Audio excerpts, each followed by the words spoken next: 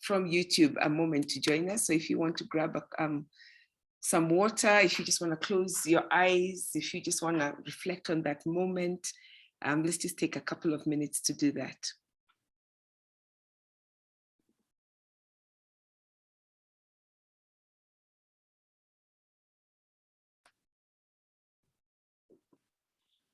And while we are doing that, I am going to invite my panelists to please turn on your videos and just get ready to join the conversation.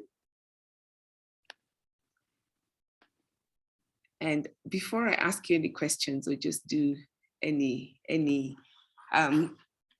introductions, I just want to say again, every time I watch this film, I see something else. I see something new. And I want to say, okay, stop. Let me just sit with that for a moment. I hear something differently. And this is like the 4th time I've watched it. And I think it's testament to the power of what the film was. And here I'm speaking just as Mshai.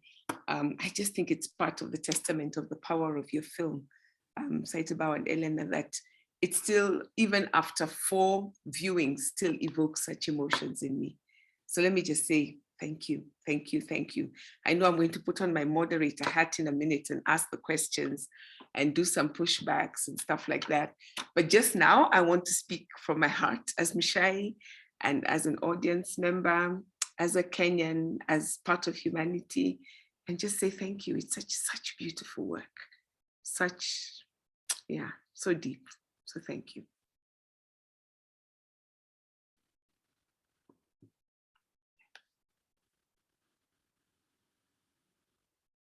Okay, and I think most people who are joining us have joined us. So let me just go give you a brief of what we're going to do. We've watched the film already. I'm going to start by introducing the panelists, just give you a little bit of the background, get a chance for them to say hello. And then I'm going to start with just a conversation. What I'm doing with the conversation, I am definitely not going to exhaust everything that I want to say and ask. I could literally talk to these 4, I think, the whole night. It's one of those things that they say, if nobody comes, I'm happy. I have a conversation and questions for you. But what I'm trying to do in the conversation is just to put into the room a number of questions and comments and thoughts and threads.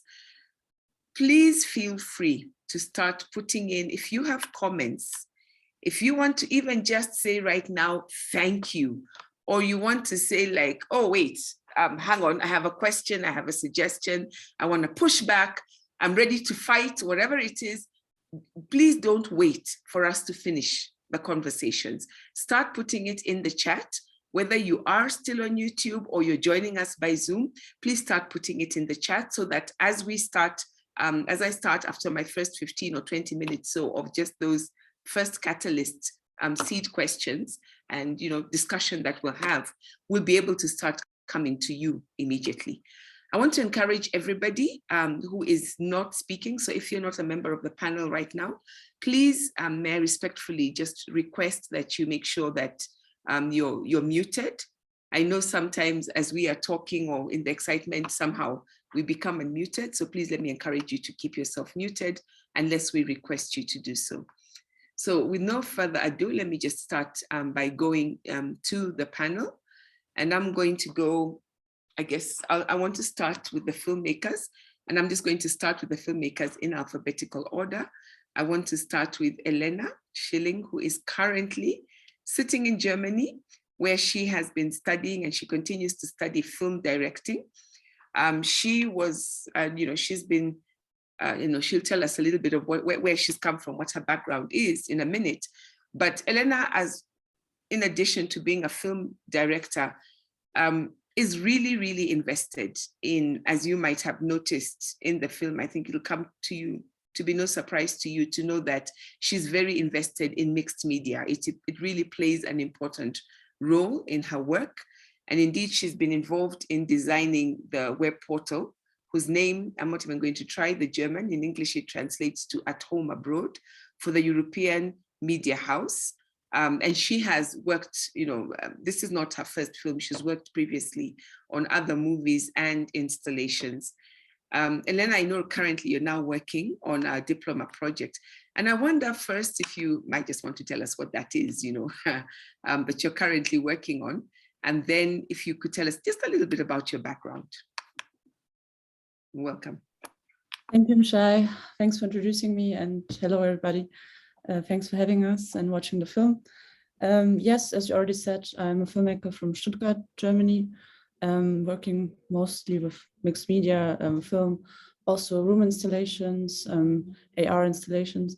Right now, I'm working on my diploma project. It's totally different from what you have just seen.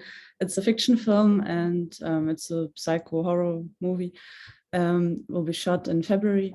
So yeah, looking forward to this. We're currently in the pre-production. My background is, yes, I also studied philosophy and rhetoric here in Germany. So it's kind of those studies where you think a lot and analyze a lot, but also now combining it with film, theater, and in arts in general. So thanks for having us and watching the film. Looking forward to the panel.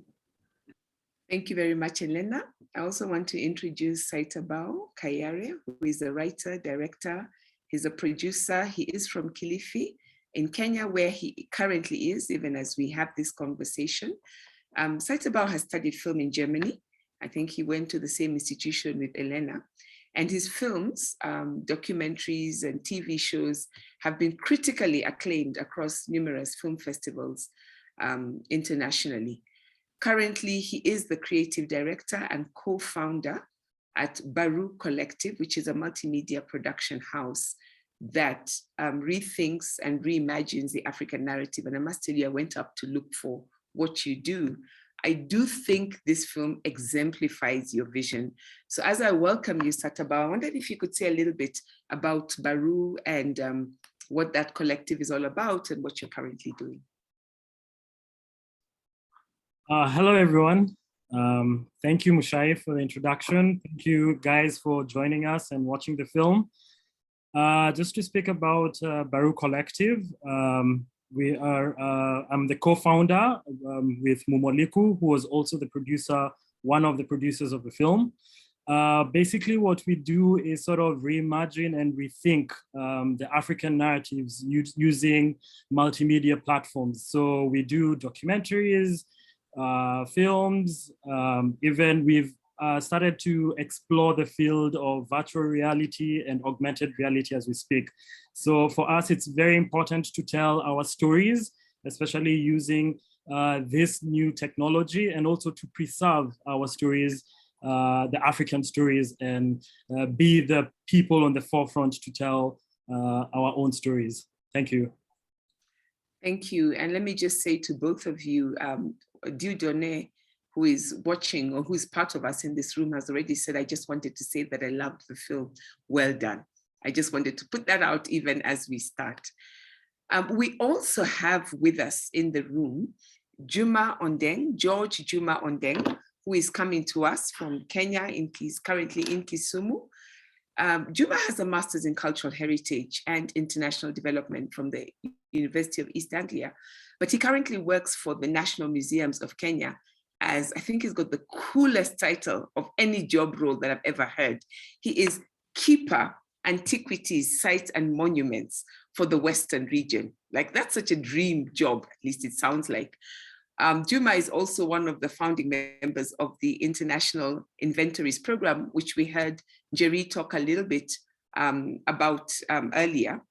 And Juma, I know you've been part of the curatorial team of the Invisible Inventories exhibition. And I wondered if, in just saying hello, you might say just a little bit about what that experience has been like for you from the perspective of a museum professional, especially representing the NNK. And you're very welcome. Thank you, Mshai. That's a very kind introduction. In fact, the title Keeper sounds cool, as you have said. But on the other hand, it also gives me the motivation to keep on looking for these things so that we can keep them. I think that will be a befitting outcome of the title. The exhibition itself, I think, given the fact that it was multidisciplinary, working with different stakeholders, artists, researchers, and curators all in one go, the aim was to bring, to make the absence of, because it worked in different ways. The exhibitions in Germany had the objects, so obviously it was a very straightforward exhibition where you do this, and then the conversation around the presence of those objects in those countries was being held within the spaces where the objects were. Now, on the flip side of it, the Kenyan exhibition was exploring the absence of them and questioning that absence. And I think it was also a way of making the conversation, broadening the conversation through that exhibition, so that we have more people who came to visit the exhibition could then understand the magnitude of loss that was involved when these objects left the country.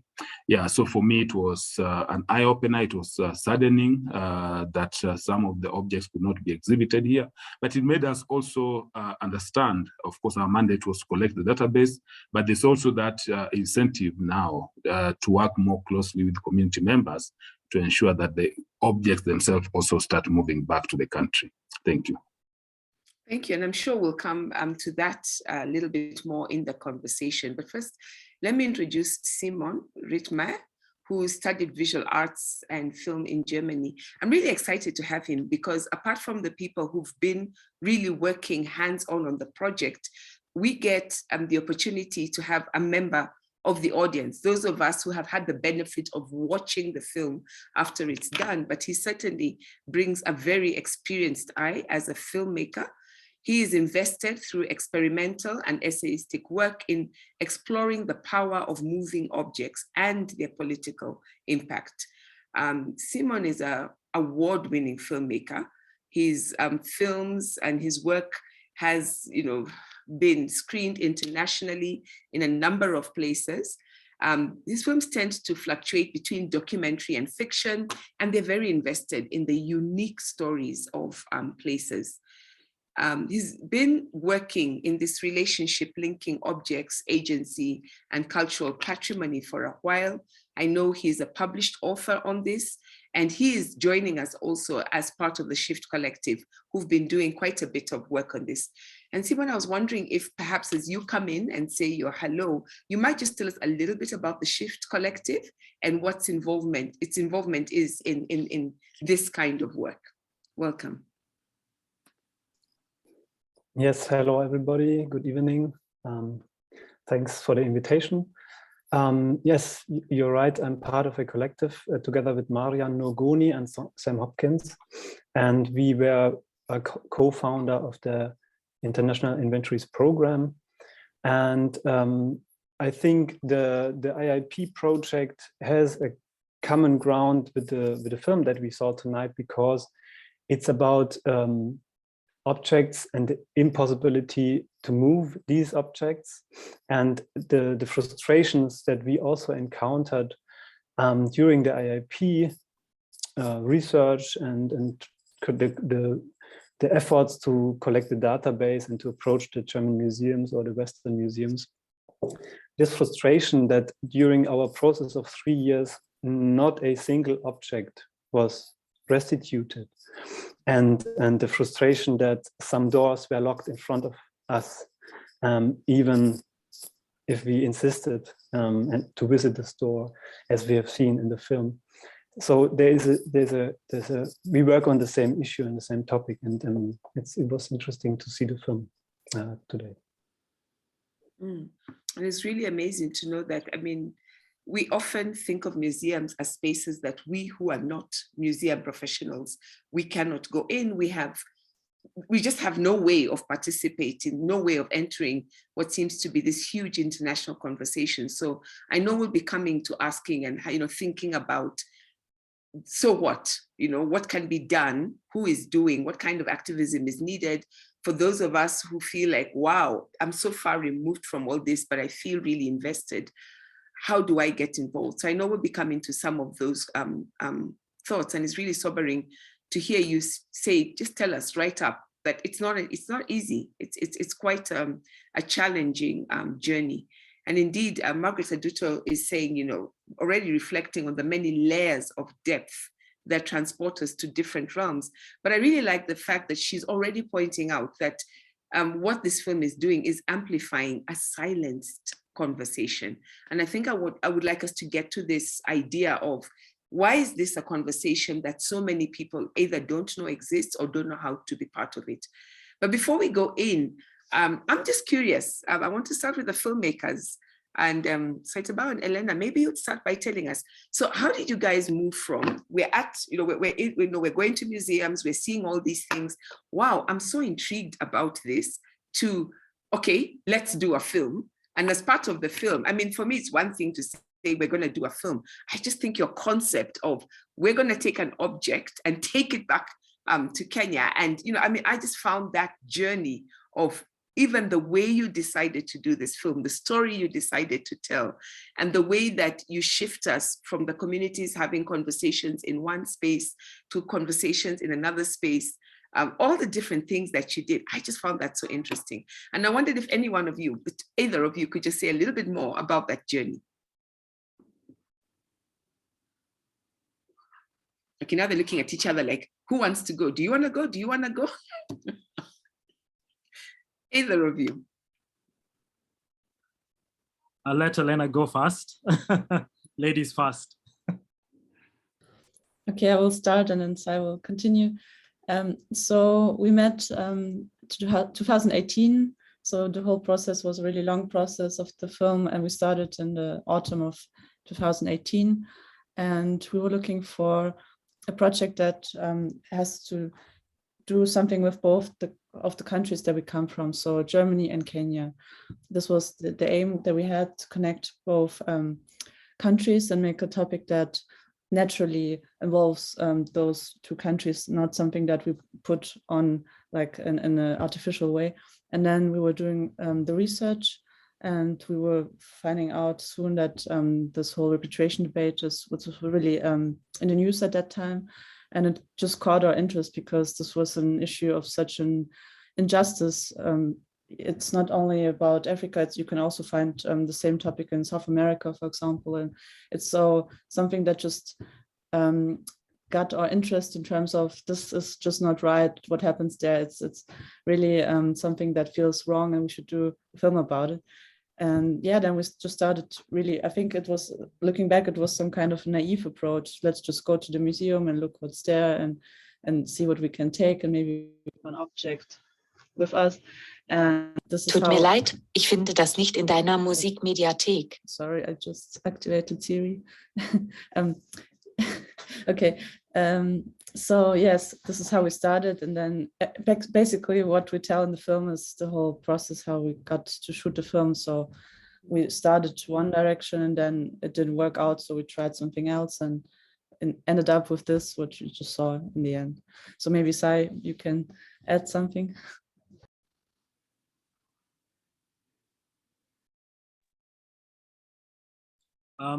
Yeah, just to add to what Elena said, we normally, during that period, especially during the research, we had a lot of conversations together, and we brainstormed about how to approach the story. We were basically together almost the whole year and exchanging ideas, and we found ourselves in this cosmos of ideas. And the more we did research, we got to understand, we would look at different, like maybe in the media, publications, who are having these conversations. And for us, we decided it's very important to involve the people, sort of to have the community have a voice and have a say in this discussion, because often we found out it was basically scholars, academics, speaking about this conversation.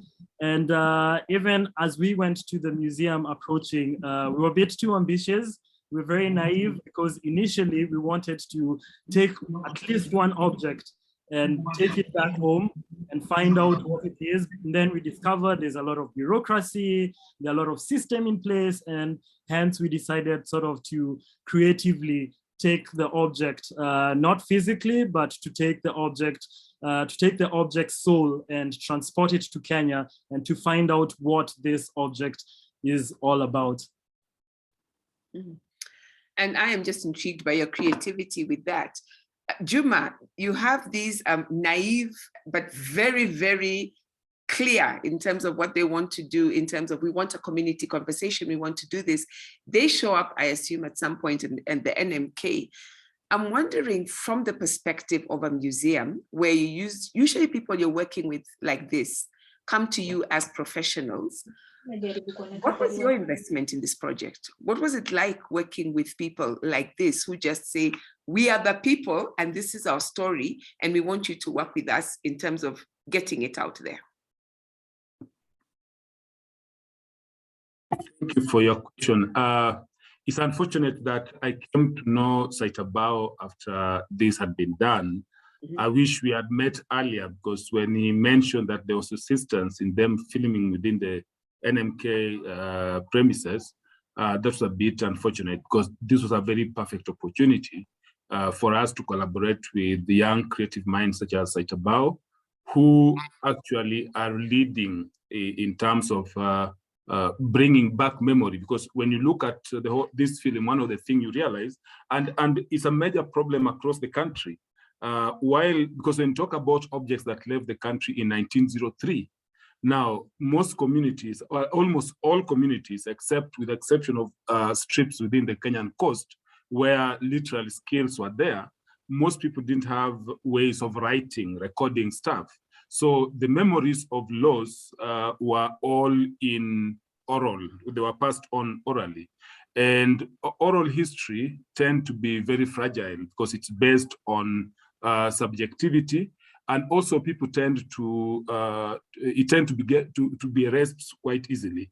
So the importance of what Saitabao and Elena did is that they have brought back a memory of a very important cultural object. I don't know if, because one of the things that comes out, when you look at the way Western Museum conceived this, they look at the physical aspect of the object. And I like it when Saitabao and Elena say they are bringing back the soul of that object. Because even exhibiting them in the West is always about just the physical, not the soul. And then coming back here, you realize that that object is very important cultural identity for the Kikuyus, because circumcision as a rite of passage is very important for them. So NMK should have, if we had known Saitabao by then, we could have given them more support in terms of bringing this, because a very important national discourse at the moment. Mm-hmm. And so that goes back to this question, which I think we'll come back to, the question of who's in the conversations, the question of even how the institutions engage with ordinary people who want to get involved. Before we go into that conversation, Seaman, I know you're really invested in this kind of work, and I'm wondering if you could say something about why a medium like film is, what is it that it brings that perhaps the other medium that, media that people or professionals generally use are not as effective or don't do as well? Why should we use film in terms of, connecting objects like these to the context in which they exist, whether it's in terms of space or in terms of people or in terms of locating it in time? First of all, I think what Elena and Saitabao did is a big achievement in the sense that they approached the topic where the objects are in the first place in the center, and they are pretty difficult to film.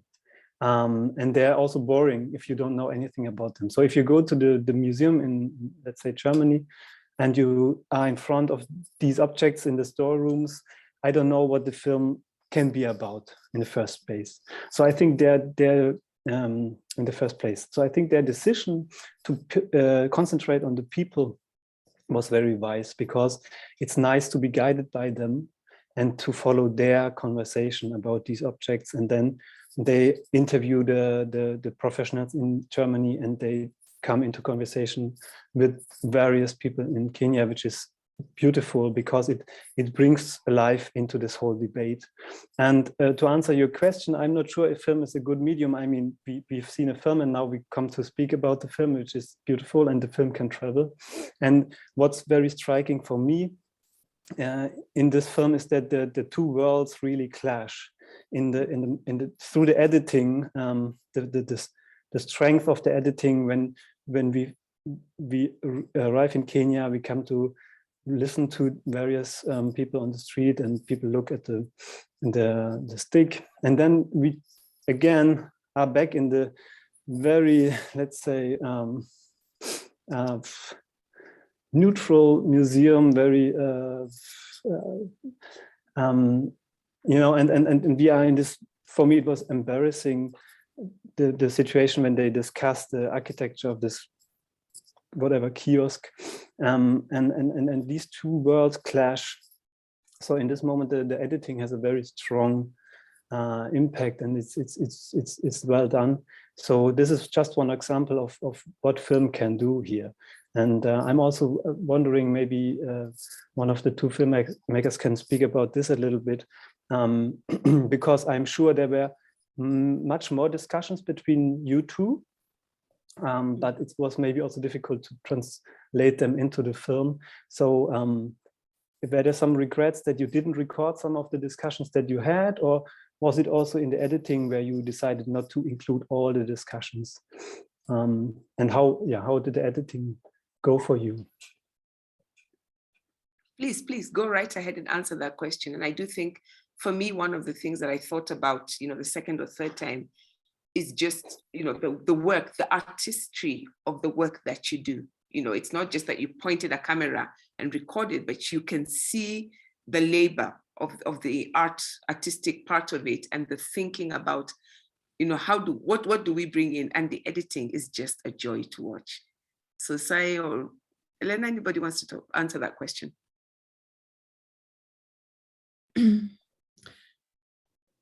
Yeah, I think the whole editing took us, I think, more than half a year. I think even more, 9 months or something. So like a birth. Yeah, because the film was longer in the first place. It was about 16 minutes, and we had more stories also included there. But then we just figured out the only way to show this conversation that is so terrible and so difficult between the different institutions, between the different countries. The only way to show it is to bring ourselves into it. So it was not some kind of narcissistic movement in the first place, but then we decided the only way we can bring the audience with us is just to take them on a journey with us, like to take them to those thoughts that we had ourselves, and to show how complex this whole debate is in itself. So where do we start, and what questions do we ask, and where's somebody who can answer them, and maybe there are no clear answers anyway.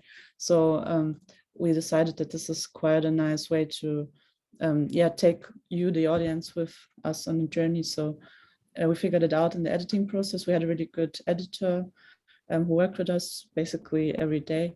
We were in the editing room. We had a lot of conversations also there, because it's quite a delicate issue. You have a lot of responsibility when you work on an issue like that. So and you have always find a balance between aesthetics and psychology and justice and cultural topics. And yeah, it's a balancing process. So it was a really quite intense time, but it was fun. Yeah. I can see Saitabao smiling, so I think he's agreeing with the fun. Do you want to add anything to that? Yeah, it was quite intense. At the same time, it was fun, especially during the editing. Of course, there was a lot that we had to consider, just like Elena said. Going back to Simeon's question, it's not regrettable that we missed out some information, because we collected a lot of data and a lot of information. So, and at the end of the day, we tried out different things. We had also sort of like pre-screenings just to see if people grasp or understand the story in itself. So there are some things we had to sort of omit so that we focus on the object, especially this one object, so that we're able to bring the nuance and sort of give the audience an understanding, because at the end of the day, it's a very, very complex situation. It's a very complex subject. People expect you to have answers, but at the end of the day, you don't have answers. So it's basically, for us, it was very important to have this conversation with the people, with the community, and even give the audience. So there are some things we left out just for the sake of the creative artistry and be able to focus on a subject, because at the end of the day, we did not want to overload the audience with all this, museum jargons and everything. So basically for our work is to be storytellers, and it's to tell a very compelling story. And, I have a ton of questions on this question of privilege, which we began discussing. And, what does it mean when we talk about restitution, the politics of that, and a whole range of things. But I've seen at least one question that takes us back to what Juma, when you talked about the importance of these objects and how important they are. And so it's important for us to engage with them and to bring them. And I've seen a really interesting question. And I want to, at this point, introduce Karsten Stark, who is going to be co-moderating, and Karsten is keeping an eye on the questions. And so Karsten, I wonder if you would just want to take us in, and perhaps we can take a couple of questions from the floor at this point, and then I can come back up with my questions. Thank you, Mshai, and karibu sana, everybody. Welcome also from my side. So in the chat, we have a comment from Margaret Aduto. She writes, the film has many layers of depth, transporting us to different realms. Thank you for amplifying a silent conversation. And then we have a question from Melissa Alela. Great film. I appreciate the concern of the lady who expressed apprehension at engaging with the object if it was a bad thing. Only if it was a harmless thing would she want it back. Relatedly, it's been established in the film that the object was used by young boys at pre-circumcision entrance exam, and everybody had their own. It appears it was a one-use object, probably discarded immediately and without ceremony, much akin to the ceremonial shields used during the initiation ceremony by the same community that would be discarded soon after. So her question, are we ascribing great value to an object that was not valued by the people who actually used it?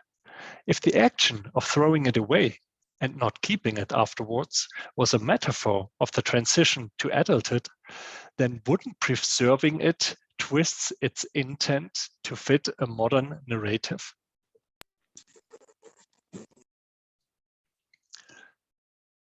Juma, Mshai? I was saying, Yes. Juma, I know you've answered this in the chat, but I know there are many people who are following us who may not be able to see the answer in the chat. And I just thought that was such a great conversation between you and Melissa. So I wonder if we just, share your thoughts with everybody on this. Thank you, Mshai. Melissa has a genuine concern on how important this object is to the community. And I know this often comes when we talk about the objects that left the continent, but we need to look at a number of factors. That objects themselves are very important in terms of our own cultural history. So you can't understand the cultural history of the Kikuyu community, for example, without looking at all the cultural production they had at any given time within their social development. So the objects that left at the turn of 20th century, when the colonial government, colonial administration was setting foot in Kenya, plays a great role in terms of understanding how the community operated at that time. Now, if we decide, okay, these objects are not important, we won't even understand the technology that was there at that moment, because often people question whether Africa has produced anything. And then, on the contrary, that I know there's some people saying, okay, these were one use and then you discard it. But there are also other side of research that has been done, and that shows that some of these objects, they were actually they were used communally. So it was not just something that you use, then you throw it away. Because if you look at Dorothy, the objects that Saitabao and Elena are focusing on, I'm sure not so many craftsmen were producing them. And therefore, if someone used them this year, the next year someone else could borrow the same thing and use. Now, the methods of acquisition of this object was also quite problematic. I know around that time, there was a lot of evangelization and Christianization within Central Province. And most people who then changed their faiths, one of the things that happened, they tended to give away any cultural object that was within their reach. Now, in that, you look at the power plays that were there. I don't think if these people were giving up these objects, of course, with the intention that the missionaries are going to destroy them because there were things that were fetish or anything associated with culture was looked as negatively.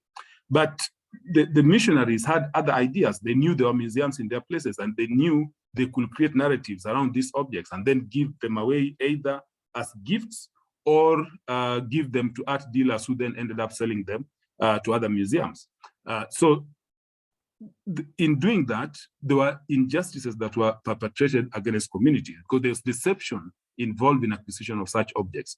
And therefore, when you look at the methods of acquisition, it means that we need to bring back such objects so that the communities could get hold of their cultural production and decide what to do with it, whether they want it just to display them as part of their memories, oral memories, looking at the intangible memories that their forefathers, grandfathers produced. So they cannot just be objects that we think are not important. They're very important in terms of how we even conceive ourselves, part of our identity as communities.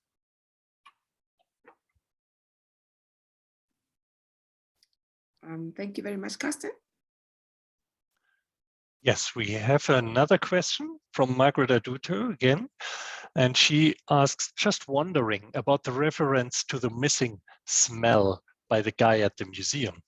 Was it a question of perception that things from Africa are associated with a certain kind of smell? If Africa was a smell, what would it be? And I would like to ask the audience what they think. What smell would that be? And maybe we don't say Africa, but maybe we say Kenya. And so please just write it in the chat. What smell comes to your mind when you think about Kenya? And then we can also bring the question back to the panel. Yes, and actually I thought of that also in connection with, what Simon was talking about, the conversations that got dropped in where we see people in spaces and they are in a space that's supposed to represent an African market kind of thing. And that conversation is just so intriguing in so many different ways, some very disturbing. So I think that's a really great entry point into that. As we are speaking, and I think I've heard this word, Juma, you used this question, you talked about the question of injustice and the trauma. And so I want to go to this phrase. The title of the film is If Objects Could Speak. Elena, this is my connection back to your horror film. For me, in a way, this film is about trauma. It's about horror. It's about what do you do with the horror of what happened, with the trauma of what happened to these objects, as well as to the communities. So I'm thinking here, Saitabao, you've got this really powerful words in the film where you talk about these objects speaking to you and the emotion that conversation to you was layered. We've just talked about the trauma of those from whom injustice was committed. In the film, there's the trauma of the people who are asking this question, will this take us to the sea? What does this represent? The trauma of societies that have housed stolen property, and some of it that is stolen in blood and that are now being told, give us back what was stolen and what that means. There are just so many ways in which this conversation is layered with trauma. And I'm wondering if any of you want to speak to the idea of trauma, the weight of absence. I know earlier on we were talking with Saitabao, and I was just thinking, I know you're doing some work around Vigango, and I remember a conversation I was hearing where somebody was saying, even when the objects come back, we don't know what has happened to them. We don't know what they have experienced. We don't know what trauma they carry. And if we just bring them back into a community, what that might mean, how might that be traumatic to that community? So there are so many ways in which this is a horror film, even though it doesn't appear to be one. And I wonder if any of you wants to talk about that in any way.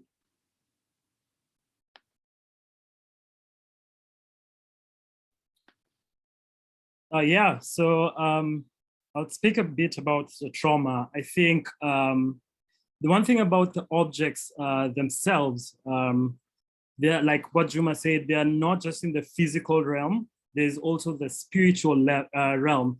And you find some of these objects of cultural and spiritual importance to the community.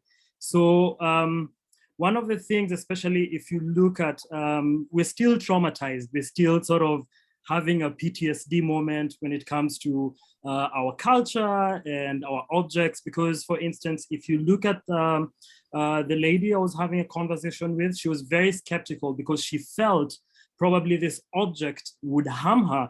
And however, it shows that there's a very disconnect about culture and our history. And if you go back to history, you find out that during the transition from, let's say, from traditional religious practices to Christianity, we were taught to sort of devalue our spirituality or whatever practices we were doing. So we were told that our sort of spiritual or religious practices are witchcraft. So we have that notion, we're still very traumatic about it.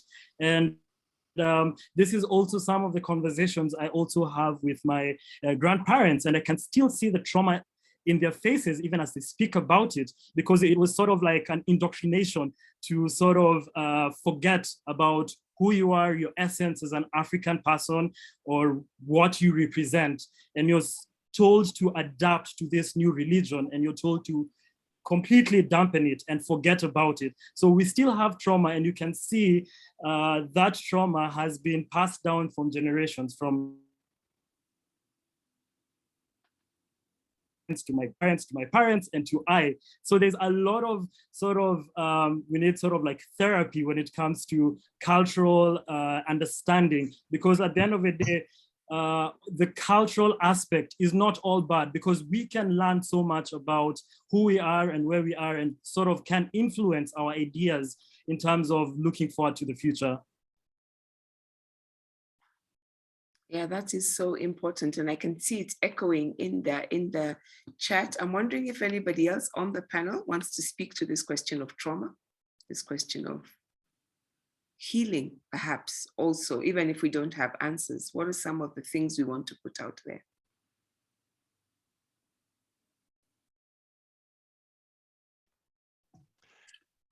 I think healing will only take place when justice has been done.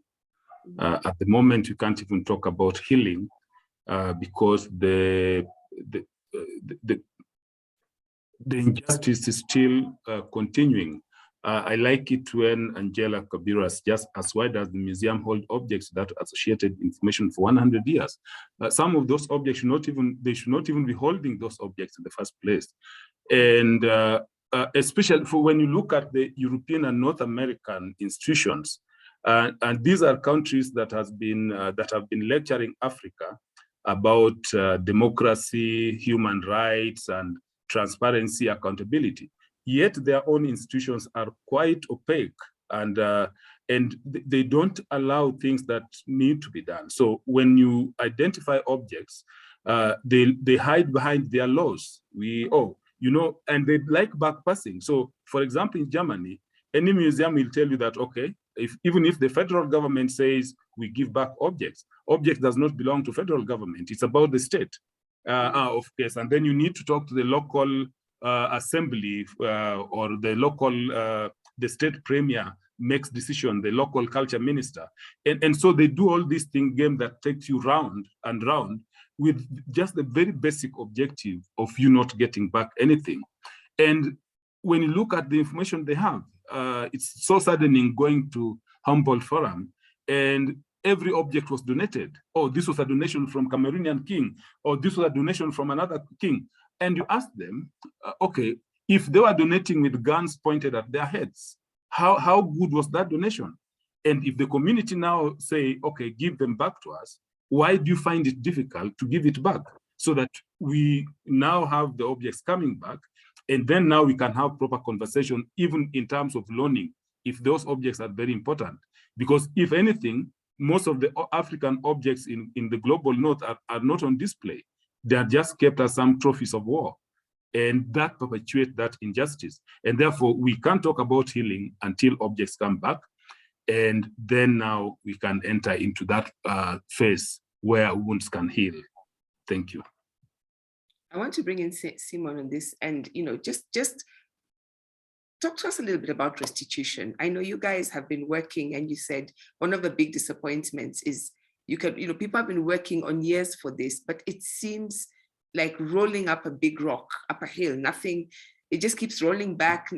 We're not seeing anything come out of it. So first of all, when we talk about restitution, what really are we saying? And then if you could just highlight some of the politics around that, what are the big challenges? What are some of the good arguments that both sides have? I've heard, and I know Juma also comes from the NMK, but I'm wondering, let me play devil's advocate.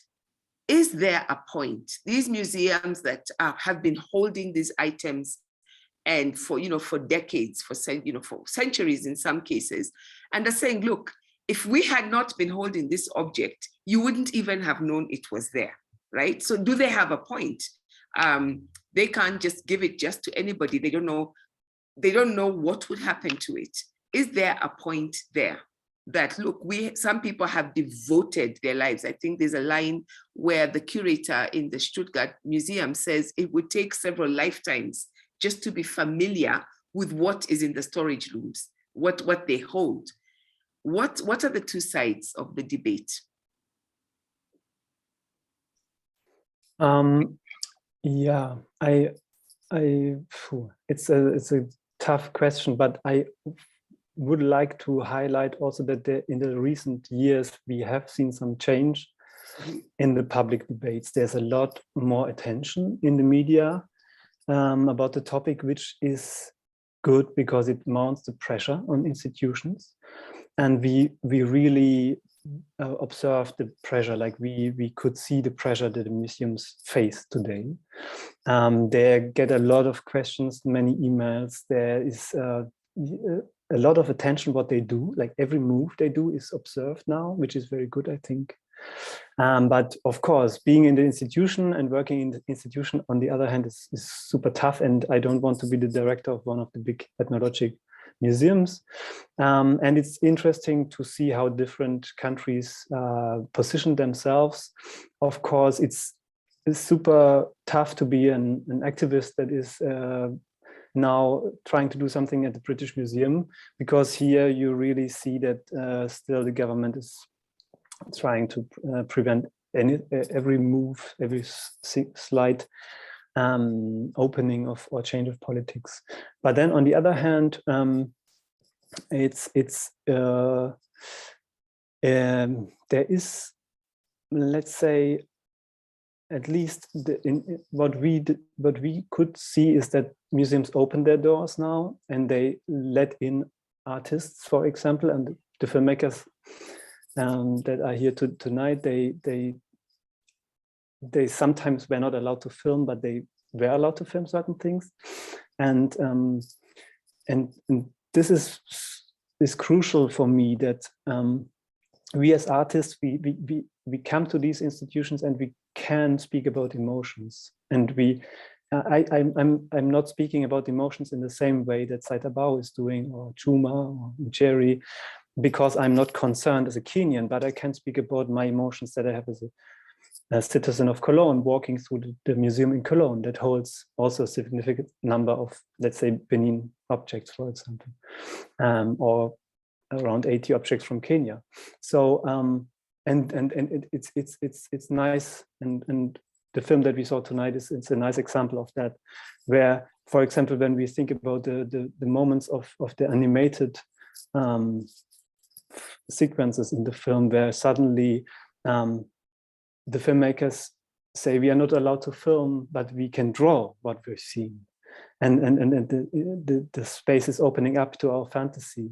And in the same way, also the ceremony or the ritual or the visit that they are not allowed to film in Kenya is beautiful in the sense that it's not not there in the image. So and then it's opening up to emotions, and that's yeah, that's good, I think. I'm going to be coming to Carsten to see if there are any questions in just a few seconds. But Saitabao and Elena, I wonder if this film has been screened severally now, and I know that also, there's been if you want, the conversation between the film and the exhibition. And I'm wondering if you have seen, let me ask it this way, what do you feel it has made an impact? You set out to catalyze conversations, you set out to get people invested in this issue. Do you feel from the conversations you've been part of, from what you have witnessed in terms of people's reaction to the film, that even if it's just moved a little bit, you feel like, yes, it was worth the year of our lives that we invested into this film? What have your thoughts been? Have you changed your thinking? Have you grown? What's come out of the discussions? 2 years of our lives. 2 years. Yeah, actually, as Saitabao said at the beginning, we wanted the film to be more like democratic, so everybody can see it, watch it, participate in some kind of way, just to put it away from those elitistic perspectives and discussions also, because we hear a lot about this things here in Germany in the radio and some kind of talk shows or expert debates, but we wanted to take it to the people. So after watching the film, people encounter us, for example, people who work in a museum, who work as teachers or universities, and then the film is shown, for example, in terms of education and university in different countries. So those who are about to be museum workers, who are studying right now to be part of a museum sometime, they are watching the film and then they discuss with us about it. So I think this is like the greatest impact the film can have, because we cannot change some kind of system, things that are or have been there for ages, and this debate is really like stuck in some kind of way. But the only way to change it is to approach people in power who, like from our film, Ms. Farakuchi, she's a really helpful person who has helped us a lot through the production of the film. So people are willing to inform and help and use their power for a good thing.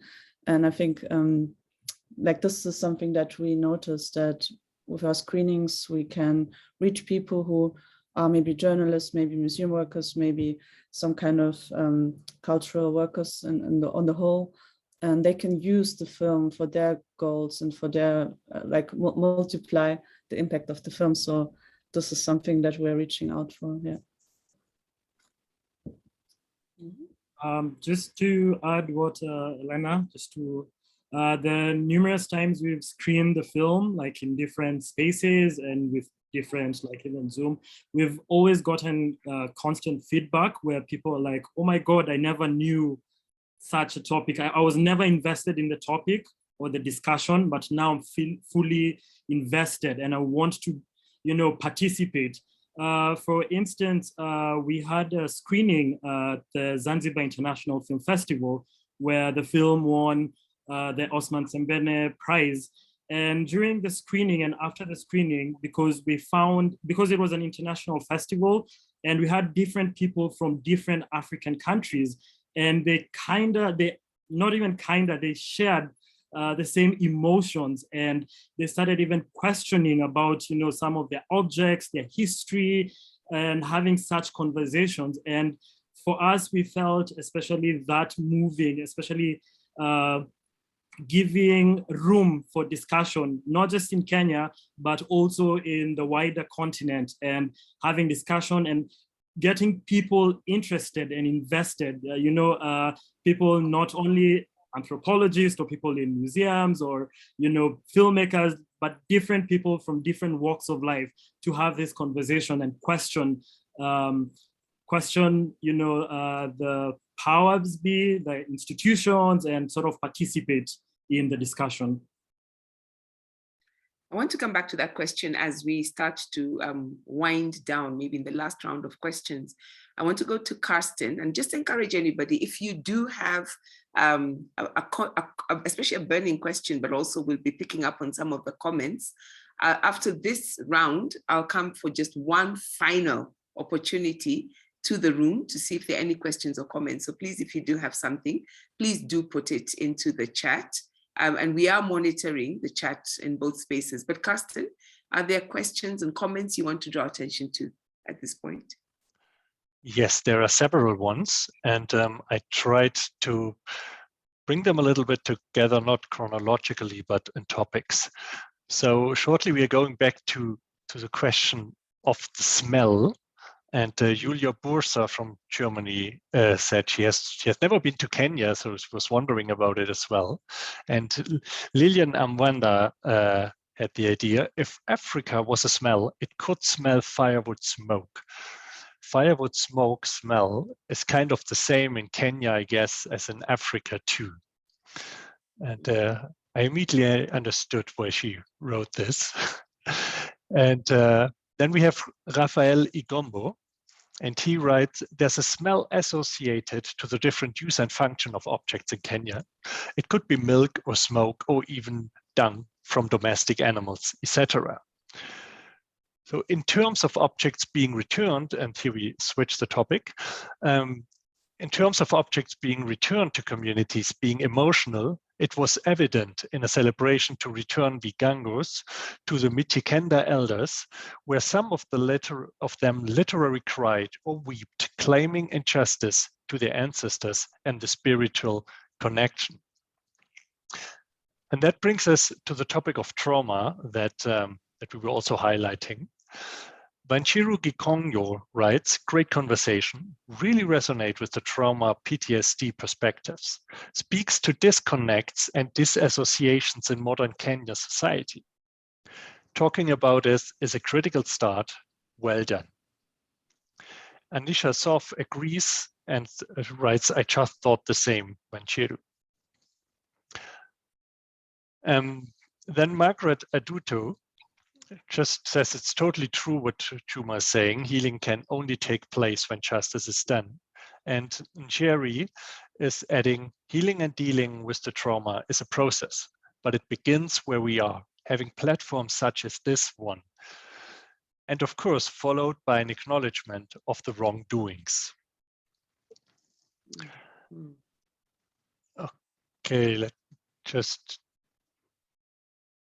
check. And yes, and then finally, there was the question from Angela Kabiru, why does the museum hold objects without associated information for 100 years? Juma answered this already, and Cherry is agreeing that it's not proper, and Margaret is saying, well, the so-called reason is preservation, why the museums just keep it.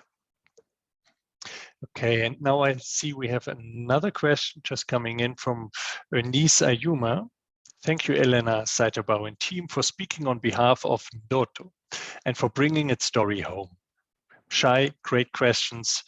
To answer Carsten, when I think Kenya, I smell petrichor, the smell of rain. So that's what it's called. It's one of my favorite smells, especially when it's been very dry and you can tell the rain is coming. That's just one of my favorite smells here. Thank you for that and for all those comments. And I am struck that, you know, we are talking about privilege, who gets to be in the room when decisions are being made. Whether it is that question of how can you hold an object for all these years and you know, who decided that this object had no name, no meaning, they didn't bother going looking for it, it was just there. Who decides which objects stay in the back rooms and which objects come out?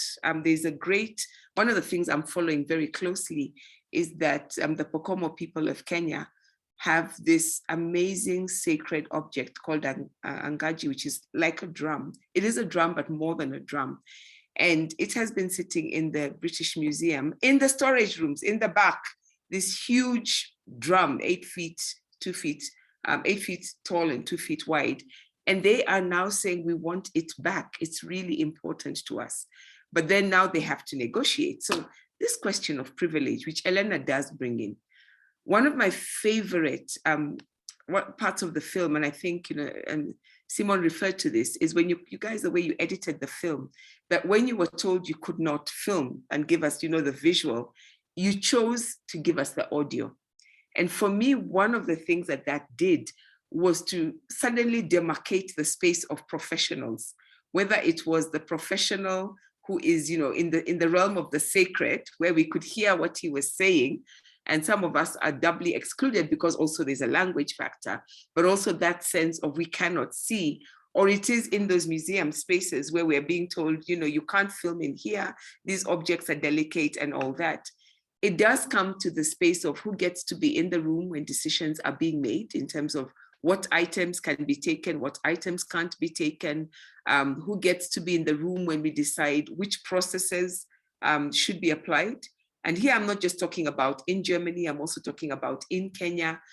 And then, okay, so a number of us hopefully are in this conversation, but also saying, I want to get involved in this conversation. How do I get to be in the room? So I want to open up this, and as we come to an end, to talk about exclusion, inclusion, spaces of privilege. And I know that there's a space for professionals, but there's also a space for those of us who are not professionals. There's also a space for us to speak out and say, we want to know what is there. We want to be able to be part of that decision-making space. I want to start with Juma in terms of, talk to us about privilege, about the keeper of antiquity, however you said that, saying to us, listen, you guys, you must study like me and become a professional like me before you have the right to be part of these conversations. And I'm saying that to you, Juma, because I knew of you even before we had this conversation, of people talking about you as somebody who's opened the doors. So I can say that to you because I know you don't say it, but there are people in your field who say it. Talk to us about privilege, about access, and then I want to welcome any of the others who wants to say something on this. Yeah, thank you, Mshai. I think one of the tragedy of our time is that the institutions we inherited from colonial government were never decolonized.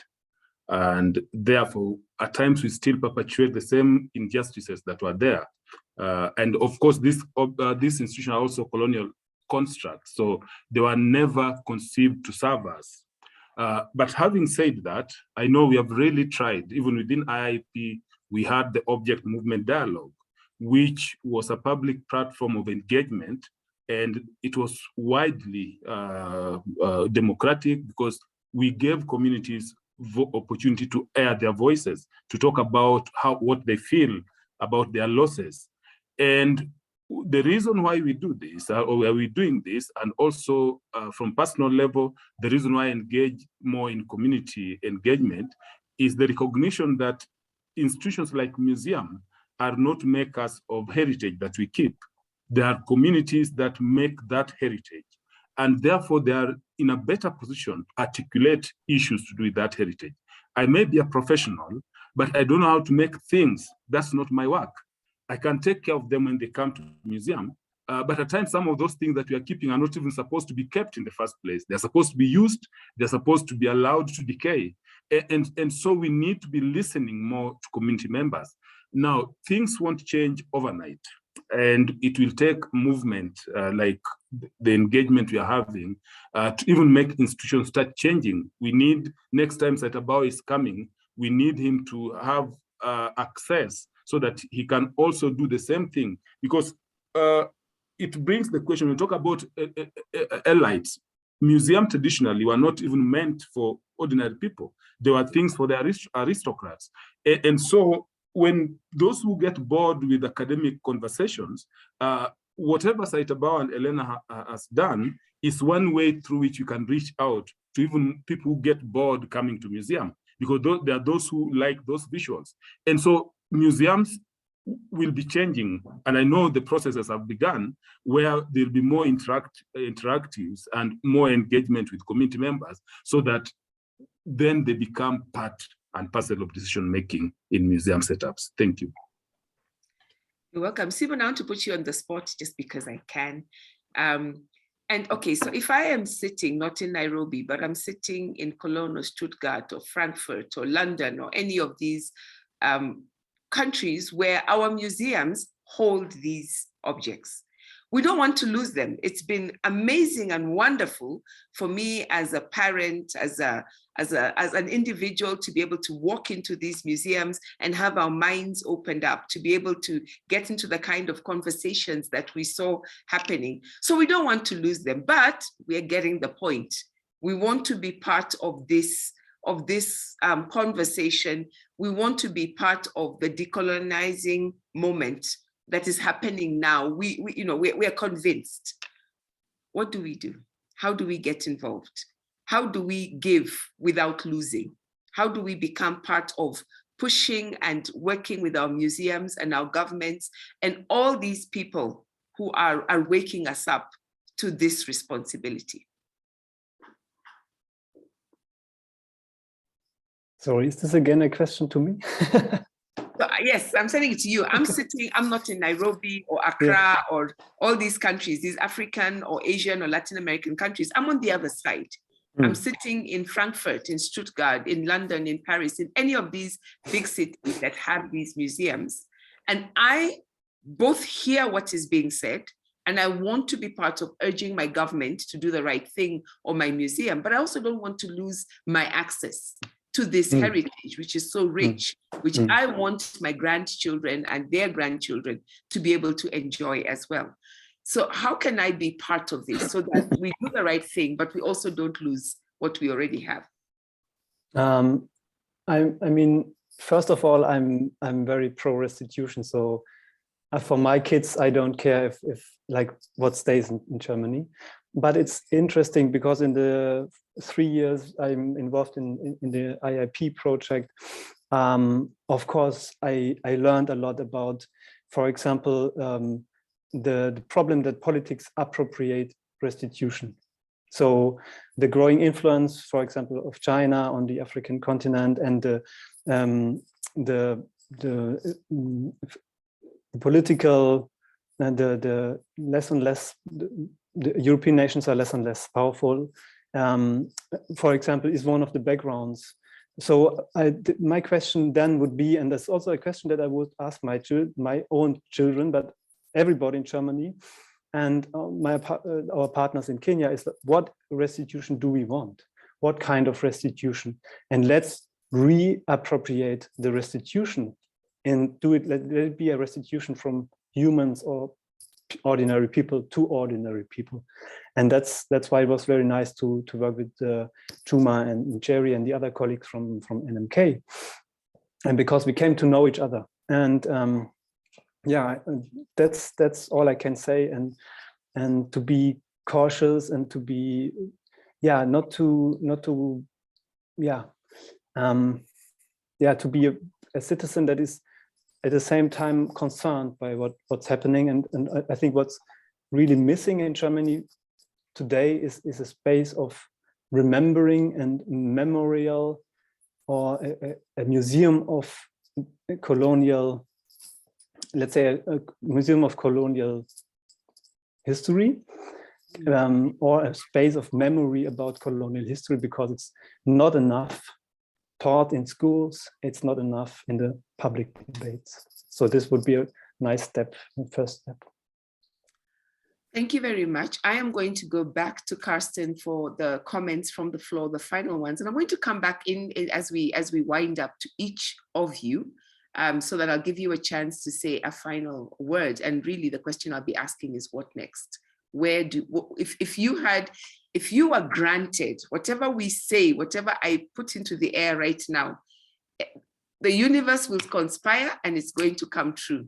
So I'm putting a lot of power into your hands. I will come back and ask you, what would that be as a final question? But first I want to go to Karsten. He may have some questions, some comments as well. So Karsten, over to you. Yes, we do. And it also leads to a pre-final question then maybe. And so first we have a commentary from Angela Kabiru. It's interesting to note the different reactions between the young and the old, urban and rural populations. The way this discussion goes depends on who you are talking to, and the value of the objects depends on the usefulness of the objects to community members. I think that's an interesting aspect to see what are the value categories of different people or institutions when it comes to an object. And Nguatilo Mavio, he writes, I didn't have a very charitable impression of the person in the film asking about the smell. I wonder if he would ask the same of non-African objects. Also, the idea that he wants an object that is detached from its context to carry its smell so and so years later without the opportunity for requisite maintenance, and perhaps the smell of the space in which it's used, so that he can have an authentic experience of the object and the culture from which it comes. I found that laughable and demeaning. Perhaps I misheard him though. And Juma adds here a very practical aspect. He writes, I understand your anger at the question. The truth is, none of those objects could carry the original smell when they have been subjected to violent treatment in terms of toxic chemical application in the name of fumigation. It would be none of those objects, I guess. In fact, some of those objects are highly toxic as we speak. That would lead me to a question I was wondering as well. And this is a question that both sides would have to answer. So the museums in Europe and also museums and places here in Kenya when objects are finally restituted. And this is how can you present objects? How can you represent cultures? So how do you do museum? So what would be mandatory? Of course, that's a very huge question, but I would be curious about an idea of the panelists. And by this, I would close the chat. Let me just say thank you. Those are all such great comments. And actually, one of the questions I had wanted to ask, but they never went. I just thought, okay, we have to wind down. Is that question that has been asked? So maybe we can't say too much, but even if it is just one idea each. And really, the question I asked, if you have something else you want to say, feel free to say it. That was just a way of getting us to think about beyond this. The exhibitions are complete. We've watched the film. This discussion has come to an end. It's a so what question. Where are we going to go with this? So I'm going to open it out, and I wonder if perhaps we'll do it the reverse order this time and let the filmmakers who so generously set us off on this have the last word.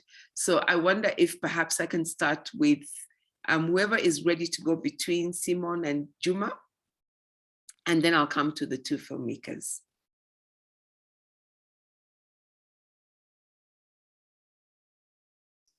Juma. Thank you, Simon. What next? I think it's high time objects came back. And I will say this in confidence because I've engaged with community members across this country. Their opinion is that when the objects come back, it should be taken back to communities of origin. I know there are several community groups that they are organized, whether they are local elders association, council of elders are across the country. And the ones we have spoken with have a feeling that those objects need to go back to communities of origin, and they should never be taken back to NMK, National Museums of Kenya, for custody, because that will be perpetrating or perpetuating the same injustice that is currently ongoing.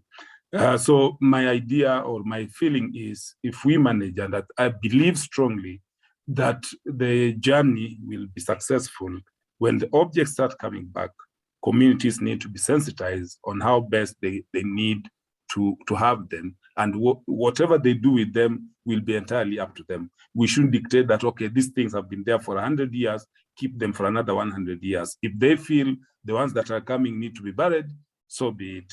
Thank you. Thank you very much, Juma. It's such a joy to be able to speak to somebody who is at a place like the National Museum, but really hears the heartbeat of the people, and you really are our representative. And you exemplify what a public servant should be. And let me encourage everybody, just as Juma has said, by the way, if you are Kenyan, I can't speak to the other Africans, and I see several other countries are represented. Museums are also under the Constitution. Every county should be investing in this work. So if your county is not doing it, and including Nairobi people, don't let the National Museum as a national headquarters carry the weight. We have a history, we have a heritage as Nairobians, for those of us who are here.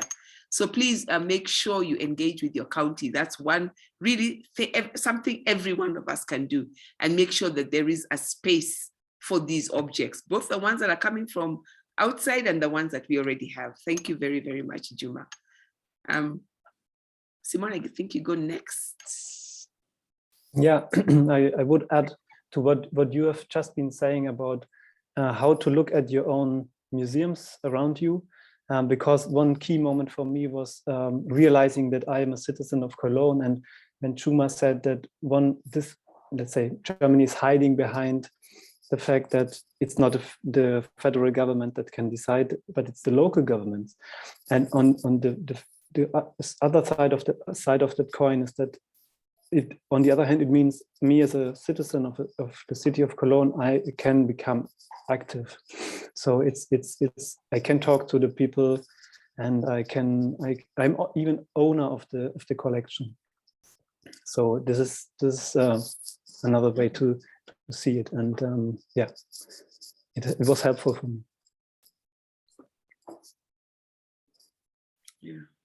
And thank you too. And one of the things that I've just been inspired listening to you is, and also just reading up on you, is that this idea of saying, this is about, I have a responsibility, and reaching out to say, who are the partners I can work with, even in spaces where we are the ones who might be seen as, at the moment we can sit pretty, but saying, I have a responsibility to be part of the story that is being made in this present for the benefit of the future. I'm really looking forward to continuing to follow the work that Shift Collective is doing, and I'm sure there will be many, many more successes to report. I think you guys have done quite a bit of the heavy lifting, and hopefully many more of us will want to join you in this kind of work. So asante sana for the kind of work that you're doing. I'm coming to the filmmakers, and I don't need to say, you have given us such a gift. We are so indebted to you. I know the first time I watched this film, we were having these conversations in my own family, and looking at our elders. I've seen people putting in the chat that they were very happy to have elders amongst them who recognized this when they first saw it. So as we thank you, I wonder what your last words to us would be. Elena, do you want to go first?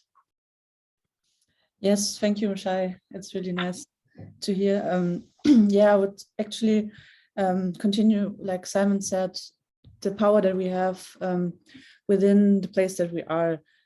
We should use it, of course, because what hurts a lot is that when you even go to this museum in Stuttgart, you have no idea what's in this basement. So if it's only 10% that's even in the installation or in the exhibition, and 90% is not seen for anyone. So it's just there being preserved, like taken hostage, if you want to say so.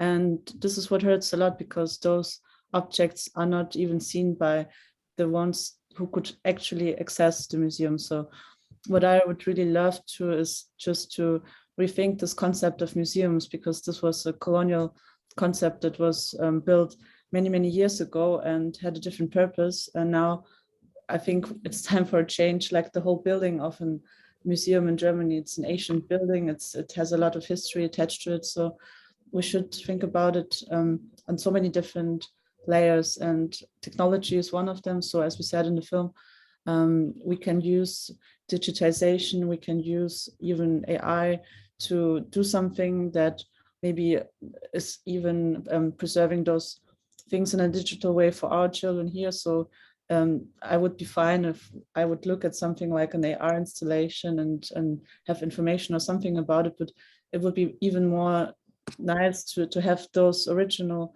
back home, and then maybe to have some kind of an exchange about like what the elders know about it, and to make it more vivid and more connected to each other. So not like this, not all those things hidden from everyone, from the whole world. It hurts a lot. So this is what I would encourage. And yeah, everybody can do a lot about it, because just go to the museum, just ask questions, just find partners that are woke about this issue in some kind of way. You will always find someone who's interested and willing to help. And we're living in an age where you can start a revolution on Twitter. So it's really, we can do so many things, and we should, by the small steps, we should just start, in the place that we are at. So yeah, thank you for all those good questions and for watching and talking to us. Really happy. That's really exemplified those small steps. Just start, and all the best with the project that you're doing. We will keep your example in our minds. And I am going to give the last word, the final word from the panelists, to Sai, who is patiently waiting to give us a heavy word of wisdom for us to go out with. Well, that's so much pressure, but thank you. First of all, I'd like to also thank the International Inventories Program, and in terms of the work they're doing, especially creating this database, just collecting the data and information. We are at the moment of time where sort of we are the 21st century monuments men and women in terms of, you know, getting these objects and artifacts and getting to know about them. So I would like to say, especially from I-2000 objects that were sort of documented. So that means that is 32,000 untold stories. Look at it from the example of our film. This is one object with one story. And that means there are 32,000 stories that are untold. And time is not on our side. And it's very important, especially the people who have this knowledge are sort of slowly fading away. Time is not on our side. So for us is to advocate, to have conversations, to collaborate, and to create partnerships in order to make things to start moving and get people involved. So this was wonderful. Thank you very much to the IAP, to Gote, and all the partners who helped this come to fruition. And yes, let's keep the conversation going. And let me say thank you to you too, also for the work that you continue to do. And you know, we're looking forward to seeing the film that's going to come out. All the best to you and your collective. I think you guys truly exemplify what we should all be doing. I want to just echo your thanks to everybody who has not only helped you with the film and with the exhibition, but also just made this space so welcoming for all of us to be here together. My co-host, Karsten, who has so ably navigated us through the chats and the comments. Those who have hosted us, I know we have partners like the Goethe Institute, definitely the museums who have worked together across the countries, across the many challenges, who are represented in a way by Juma, the IIP, the different groups such as the Shift Collective, who are represented also by Simon. It's wonderful to see how so many of us can come together. I really want to, I don't want us to finish. I'm just so really enjoying this space and all the questions, and the comments are fantastic. But I want to leave us now, as we say goodnight and goodbye to each of you, with two challenges. One from Juma. Juma is responding to Ngwatilo, and he says, I'm sure Juma, you would allow me to open this out to everybody. Always feel free to get in touch with the, he says, National Museum of Kenya, but I'm sure from wherever you're watching, feel free to get in touch with your local museum for any additional information you may need about objects of choice. Especially public organizations, public museums have an obligation to respond to your questions. And if you are trying to get through and nobody is getting through, doesn't want to answer your questions, they're always, we've seen the example, just keep pushing, you will get there. You can also visit the museums physically, engage with the curators, with the researchers, just keep working alongside with them. And those many stories that we've been told are out there, we'll be able to work towards that. And then I also want to put a caution, and Brandon Young reminds us that there are many challenges not yet fully overcome regarding how expensive establishments such as the ones we're talking about are to operate. And we have an obligation to work to make it accessible to many more people than the ones who are able to go into such spaces. We are the ones who are going to bring down those walls of privilege. So as we go, please keep this conversation going. If somebody hasn't been able to be part of it, please share it with them. Look out for the film. I'm sure it'll come to many other spaces close to you, and have a wonderful evening. Thank you to every single one of us, every single one who has given a comment, asked a question, or has just even stayed the course with us. We do not take you for granted. It has been such a privilege to start the year with this conversation. Good night and thank you.